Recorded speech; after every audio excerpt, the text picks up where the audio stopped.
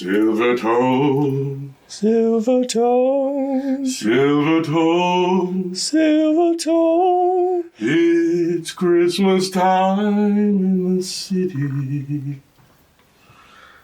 One of my favorite brand is Silvertone. You may have heard of them. You may have seen some 80s Silvertones out there, even some early 90s stuff. That's not the Silvertone we're talking about, boys and girls. We're talking about the 50s, 60s, probably even 40s Silvertone. This guy right here, my favorite amp to be made by Silvertone, 1 year only. Silvertone 1472. Let me show you my favorite part about this amp. You're going to have to get a little closer with that camera. Do you boys and girls know how to spell tremolo? What I can tell you is it's not like that. If you have a first year 1472, you have a misspelled tremolo, and they fixed the plates after the first year, but they ran with that misprint. So that's my favorite thing about the amp. This amp was also known as a poor man's deluxe. Not so much these days because these amps command a lot of money, just like a lot of that early Silvertone stuff does, okay?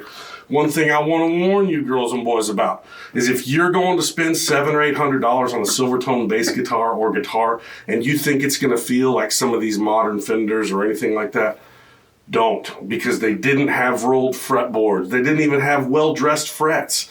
I mean, they were not meant to be comfortable guitars. They were literally Sears's entry-level product for beginning musicians. They just happened to only have tube technology at the time, so the amps are all phenomenal circuits. Now, there's some what I call country cousins to Silvertone that you need to be aware of. And generally what I'm saying is these are the companies that manufacture this gear for Silvertone.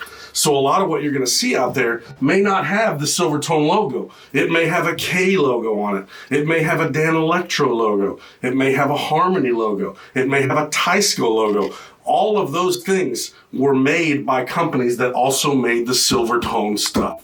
So if you're checking it out, man, have fun. Be careful what you buy.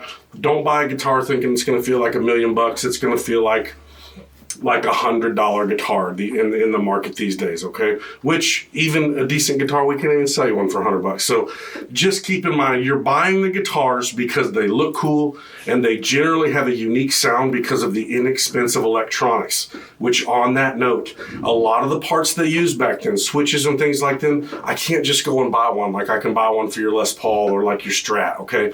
They're very specific parts, and again, remember, they were cheaply made on some of this stuff. So if it goes bad, you might be up the creek with some of that stuff. So be careful what you buy. If you're ever curious about it, or if you ever just want to stop by and share a funny Silvertone story about your grandpa or anybody that you've seen this stuff everywhere, then stop by Palmer Music. I love nerding out with you. Let me know if we can do any more things for you.